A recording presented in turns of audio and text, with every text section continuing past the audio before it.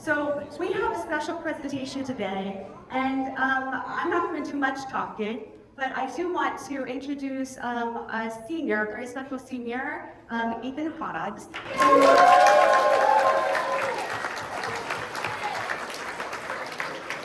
Who, in addition to just being a tremendous leadership presence around the school, has taken it upon himself to take on a leadership project. All of our seniors take on some kind of senior leadership project, and he really decided, he said, I really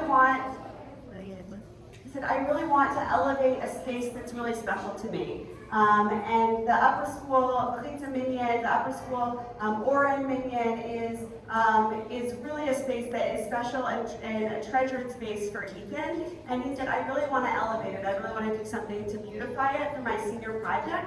And so he's going to tell us a little bit about what he's done to be able to leave his mark on the school in a space that's really important to him. So without further ado, Ethan, come on up and tell us about your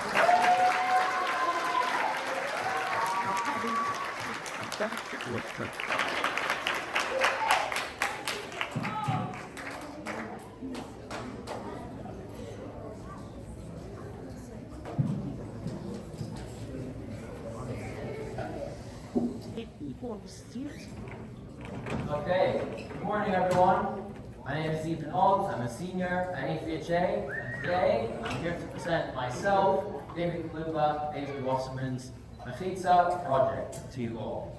So, an obvious question you might have is, what is a Mechitzah? A Mechitzah is a divider in synagogues that's used during prayer, and the origin comes from the Beit HaMikdash in Jerusalem, where men and women were separated on a balcony and ground floor in different celebrations. We can see a modern example of a Mechitzah at the Kotel in Jerusalem today.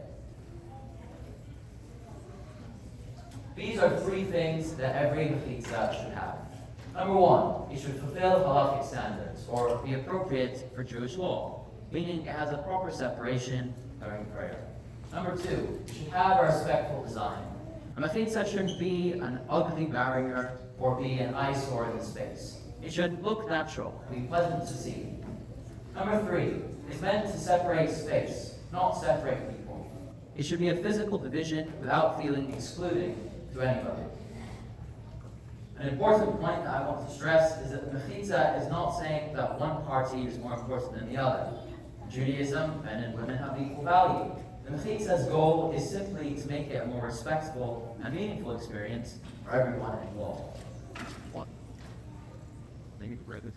Speaking of Mechitzahs, this is the Mechitzah that HBHA has been using since the year 1999. We are very privileged that three of the students who built the original Mechitzah are in the audience today. So,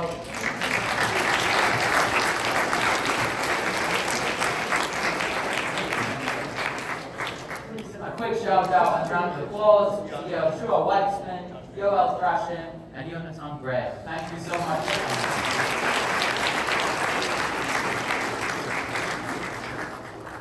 And even though this Mechitzah was wonderful and served for many years, it was time for an upgrade. So it started with an idea, and this is the first sketch that we ever drew up, which was constructed over the last school year.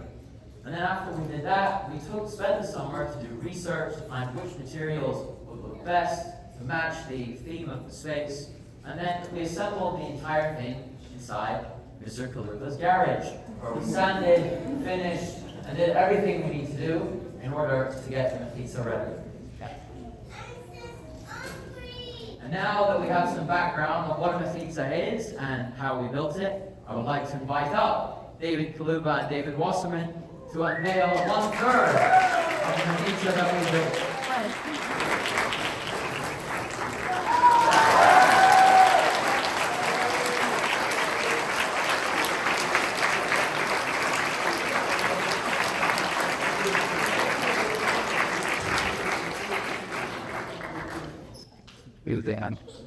As you can see, this Mechitzah has many interesting elements. But the one we're going to highlight now is if you ever want more visibility for after davening or a speech, the top and raise and lower, like so.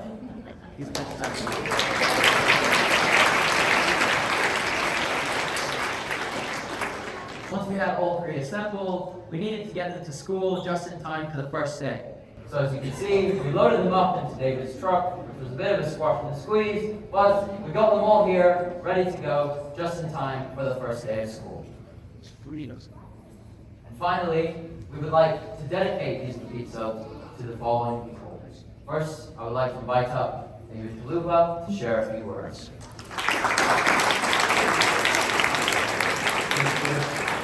Good morning.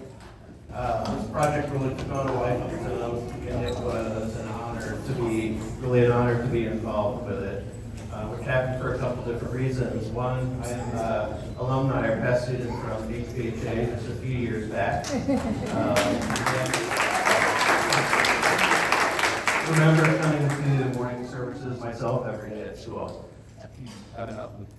My dad played an integral part in me both identifying and continuing to express my Jewish faith, and not just for myself, but for my brother, 2 sisters, and a lot of grandkids as well. And unfortunately, he passed away in February rather suddenly, and I found myself quickly trying to find a place that I would be comfortable saying morning prayers and saying Kaddish in his memories. And through a good friend of mine, I was reminded about daily services at the Academy and reached out, and I was immediately welcomed with open arms and found it to be a very comfortable place and a comfortable group of people for me to kind of navigate through what was a very difficult time. So I really appreciated that. And I'd sit in the back of the room doing my thing, saying my prayers, saying Kaddish, and I'd watch the rest of the kids in the room and I'd watch how they would pray, and it wasn't like they were dragged in there each morning to do it, but they pray with compassion and heart, and they sing, they pray, they slap on the tables, and I was immediately impressed by it. Also, they provided a good part of the comfort that I experienced. And one day I overheard Ethan talking about this project that he wanted to do with some friends, and I was immediately intrigued by it. It would be something that I would enjoy taking part in, so I really appreciated being involved with it. My hope is that the Mechitzah serves the students and community well for many, many years to come, and that the hard work and commitment that the students put in provides merit for my father's name for many years to come as well. So thank you very much.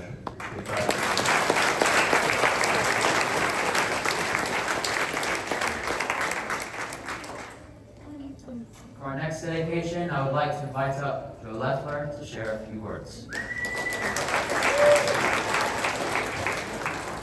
Hi everybody, I'm Joe. It's such a pleasure to be here. Like guys, such a my dad loved the school country around the world called Israel. Has anybody heard of it? A couple people. It's a good sign. Let's do it. I loved Israel too, and my dad loved it very much, as well as Kansas City, as well as Jewish education, which this school so beautifully represents. With great people like Ethan and David leading the way to make this happen. So my big goal in this is to appreciate the Sosover family. They are such a light into our community. They commit to bring Yiddishkeit, Judaism, in such a beautiful way. And I've never seen the Sosovers not smile, not emanate a profound amount of love. I don't think I can ever remember one moment. Like, I do it about 10 times a day, but he does it not at all. And they do it not at all. So thank you guys for doing this, and I appreciate that too.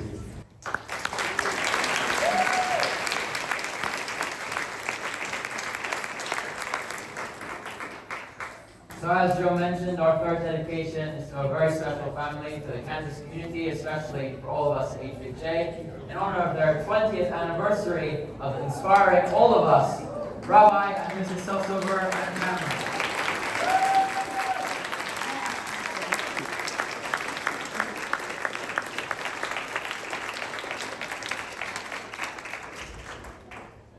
And finally, before we conclude, I just want to give a big shout out to our team, everybody who helped make this project possible. Aside from the three of us, in no particular order, we would like to thank Carrie Kuluva, my father, Coach Chris, Eitan Silver, Ezra Jacobs, Simon Granoff, Uriel Narola, Noam White, and Ron Schuster. Without you guys, this project could not have happened, so thank you so much.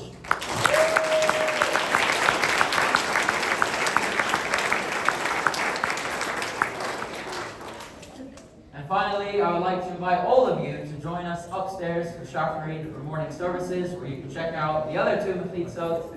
And thank you so much for listening. Shabbat Shalom to you all.